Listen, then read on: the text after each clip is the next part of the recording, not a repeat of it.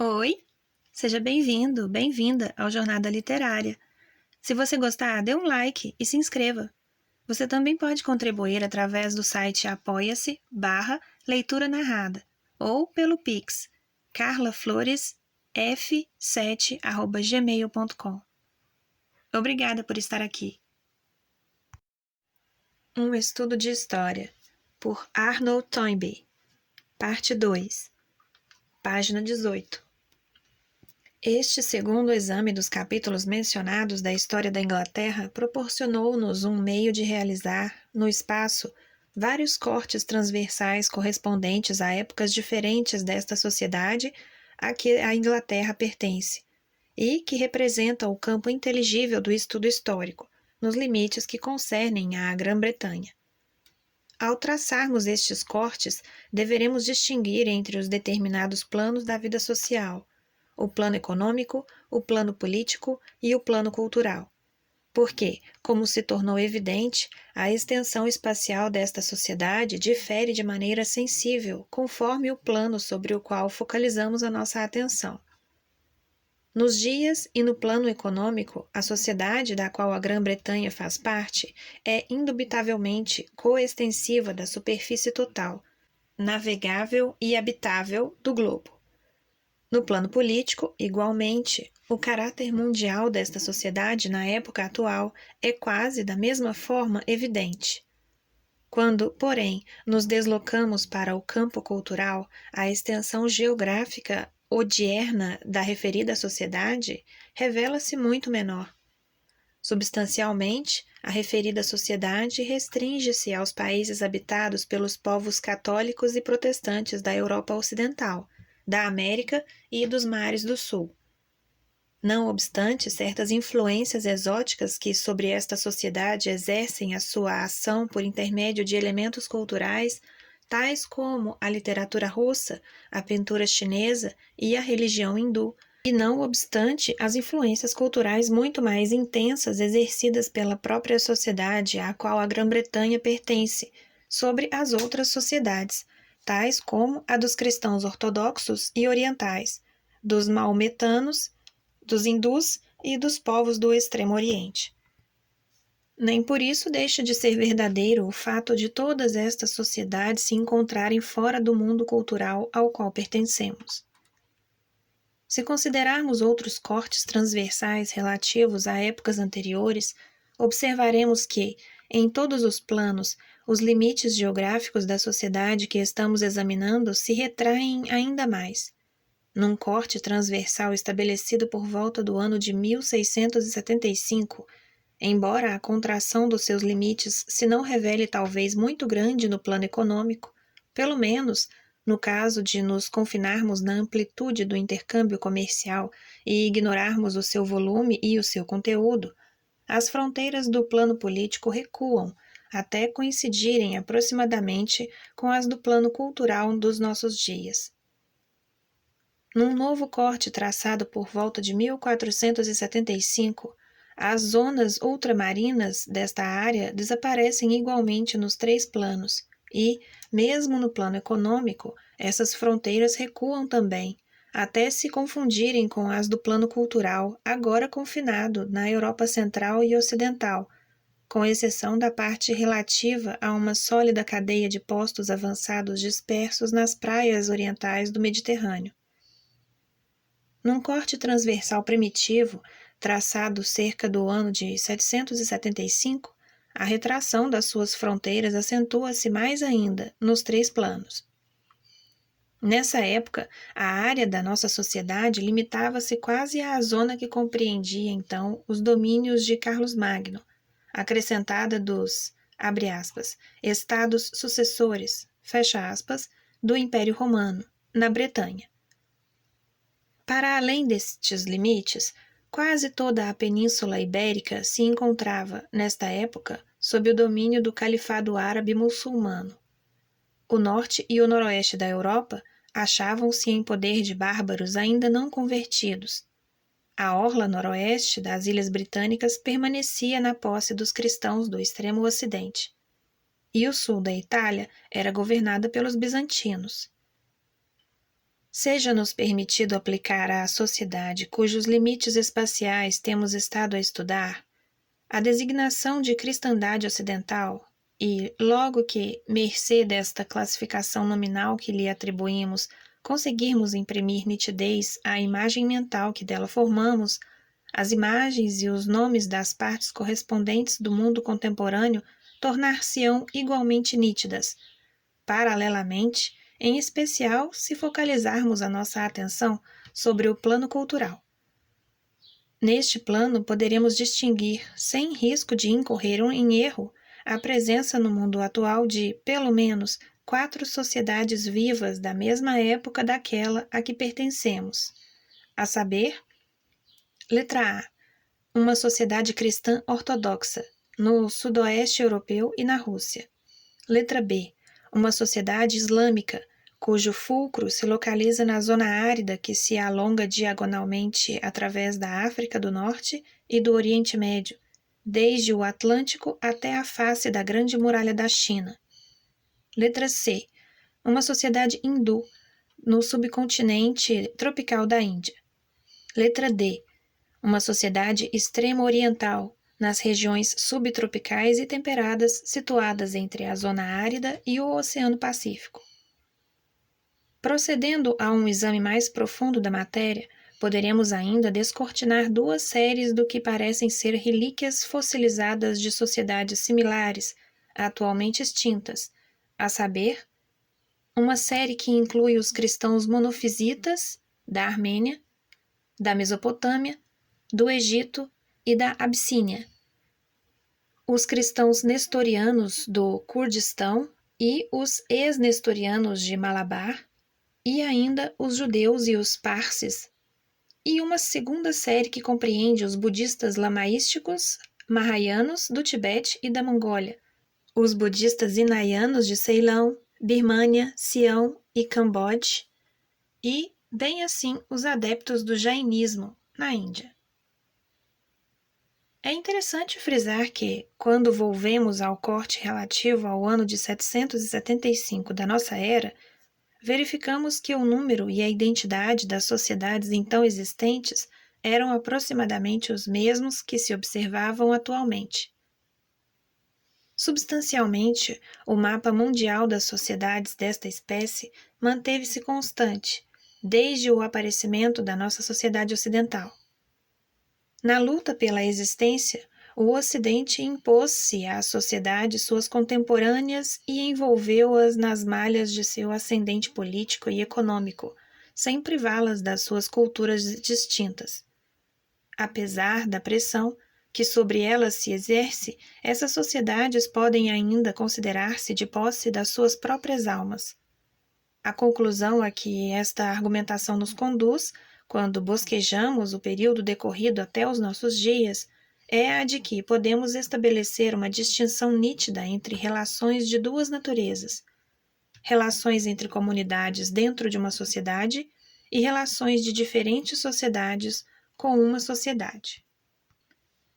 Tendo explorado a extensão, no espaço, da nossa sociedade ocidental, cumpre-nos agora considerar a sua extensão no tempo. E, ato contínuo, deparamos com a impossibilidade de conhecer o seu futuro. Impossibilidade que reduz consideravelmente o foco de luz que o estudo desta sociedade particular ou de qualquer outra das sociedades ainda existentes possa projetar sobre a natureza da espécie à qual estas sociedades pertencem. Teremos de nos contentar, portanto, com a exploração da sociedade ocidental.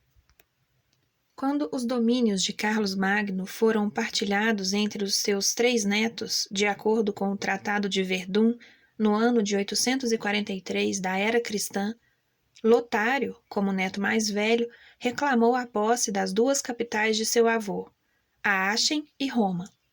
E, para que pudessem manter-se em contato por intermédio de uma faixa territorial contínua, foi-lhe concedida uma porção de território que talava a face do ocidente europeu, das embocaduras do Tibre e do Pó à embocadura do Reno. Esse território que foi atribuído a Lotário é correntemente considerado uma das curiosidades da geografia histórica. Todavia, os irmãos carlovingios estavam dentro da razão quando acreditaram que a referida faixa territorial assumiria particular importância no nosso mundo ocidental. Seja qual for o destino que o futuro lhe venha a reservar, o certo é que já tem um grande passado atrás de si. Quer Lotário, quer seu avô governaram os territórios que se alongavam de Aachen a Roma, sob o título de Imperador Romano, e a linha que, através dos Alpes, seguia de Roma até Aachen, abre parênteses, e, para além de Aachen, através do canal, até a muralha romana, fecha parênteses, tinha sido outrora um dos baluartes do então extinto Império Romano. Estabelecendo uma linha de comunicações na direção noroeste, a partir de Roma, através dos Alpes, estabelecendo uma fronteira militar na margem esquerda do Reno e cobrindo o flanco esquerdo desta fronteira mediante a anexação da zona sul da Bretanha, os romanos como que deceparam a extremidade ocidental da Europa continental transalpina, integrando essa zona nos domínios de um império que, a não ser neste ponto, se encontrava substancialmente confinado na bacia do Mediterrâneo. Assim, a faixa incrustada na Lotaríngia fez parte da estrutura geográfica do Império Romano antes de Lotário, e dela continuou fazendo parte, na sociedade ocidental subsequente ao seu governo. Entretanto, a função estrutural da referida faixa, durante a vigência do Império Romano, não foi a mesma que desempenhou na sociedade ocidental que lhe sucedeu. No Império Romano, existiu uma fronteira. Na nossa sociedade ocidental, devia haver uma linha base para a expansão lateral, não apenas para um e para outro lado, mas em todas as direções.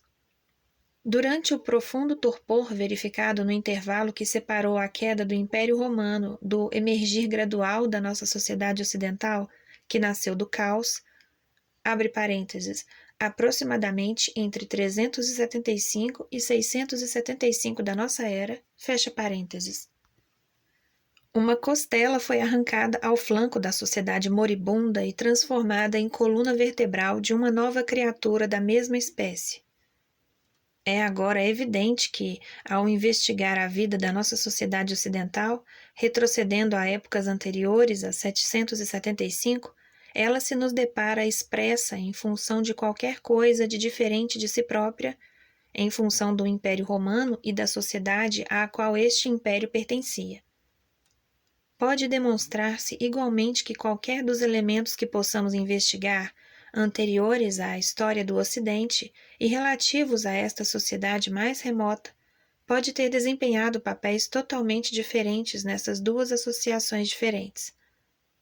O quinhão de Lotário tornou-se a linha base da sociedade ocidental, porque a Igreja, movimentando-se em direção à fronteira romana, aí defrontou os bárbaros que resistiam nessa terra de ninguém que ficava do lado oposto, suscitando finalmente a formação de uma nova sociedade. Sendo assim, quem estudar a história da sociedade ocidental, ao investigar as suas origens no passado anterior, deverá concentrar a sua atenção, a partir desta data, na história da Igreja e na história dos bárbaros. Reconhecerá então ser possível seguir ambas estas histórias, retrospectivamente, até a época das revoluções econômica, social e política dos 2 últimos séculos antes de Cristo, durante os quais se processou o desmembramento da sociedade greco-romana, determinado pelo profundo choque resultante das guerras de Aníbal. Por que motivo estendeu Roma um longo braço na direção noroeste e acrescentou ao seu império a esquina ocidental da Europa transalpina? Porque foi impelida nesta direção pela luta de vida ou de morte em que se empenhou com Cartago. Por que razão suspendeu a sua marcha no Reno após ter atravessado a barreira dos Alpes?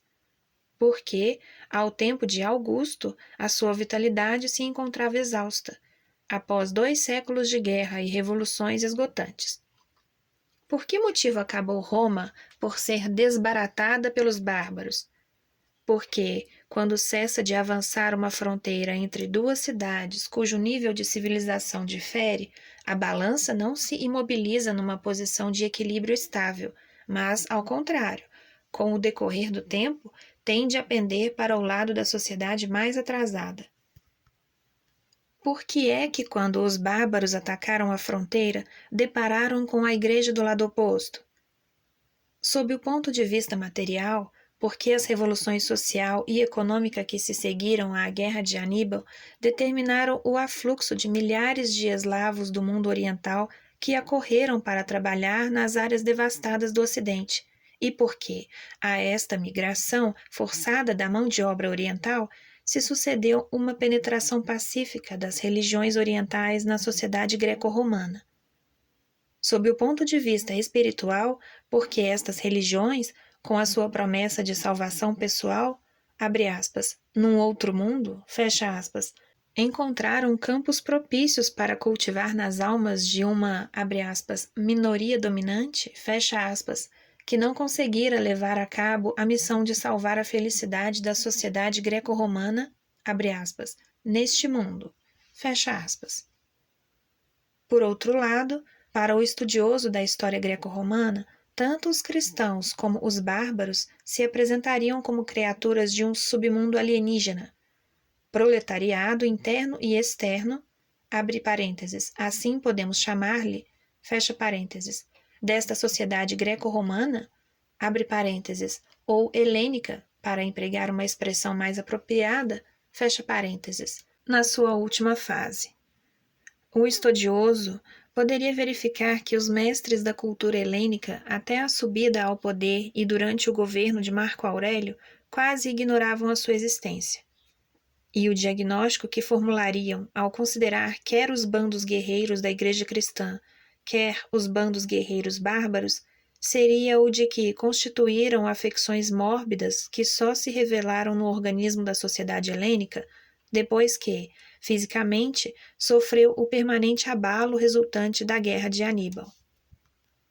Esta investigação proporciona-nos a possibilidade de chegar a uma conclusão positiva, encarando a extensão retrospectiva no tempo da nossa sociedade ocidental. A vida desta sociedade, embora um pouco mais longa do que a de qualquer nação isolada que dela tenha participado, não foi tão longa quanto o lapso de tempo durante o qual existiu a espécie da qual era representante. Ao investigar a sua história, remontando até às suas origens, deparamos com a última fase de uma outra sociedade, cujas origens, evidentemente, se alicerçam num passado ainda mais remoto. A continuidade da história, para usar uma frase aceita, não é idêntica à continuidade que a vida de um indivíduo isolado pode exemplificar. Trata-se de uma continuidade composta pelas vidas de sucessivas gerações dentro da qual a nossa sociedade ocidental se coloca, relativamente à sociedade helênica, em circunstâncias comparáveis. Abre parênteses. Para usar uma similitude conveniente, embora imperfeita, fecha parênteses, ao parentesco entre filho e pai. Se aceitar a argumentação aduzida no presente capítulo, ter-se-á de admitir que a unidade inteligível do estudo da história nem é idêntica à de um estudo nacional, nem tampouco, abre parênteses, na outra extremidade da escala, fecha parênteses, à do gênero humano considerado como um todo. Essa unidade diz respeito a um determinado agrupamento de seres humanos que chamamos sociedade. Verificamos que 5 sociedades desta espécie coexistem nos nossos dias, simultaneamente com diversas evidências fossilizadas de sociedades mortas e extintas. E, quando exploramos as circunstâncias em que nasceu uma destas sociedades vivas, designadamente a nossa, tropeçamos no leito de morte de uma outra sociedade realmente notável, em relação à qual a nossa se define, sob determinados aspectos, como sua descendente, ou, numa palavra, à qual a nossa se, abre aspas, filia, fecha aspas. No capítulo seguinte, Tentaremos estabelecer a lista completa das sociedades desta natureza que se sabe terem existido no planeta e indicaremos as relações recíprocas que entre elas existiram. Final da leitura da parte 2 do livro Um Estudo de História, por Arnold Toynbee. Sinta-se à vontade para comentar ou abrir algum debate. Não se esqueça de curtir e, principalmente, de se inscrever. Obrigada por estar aqui. Até a próxima!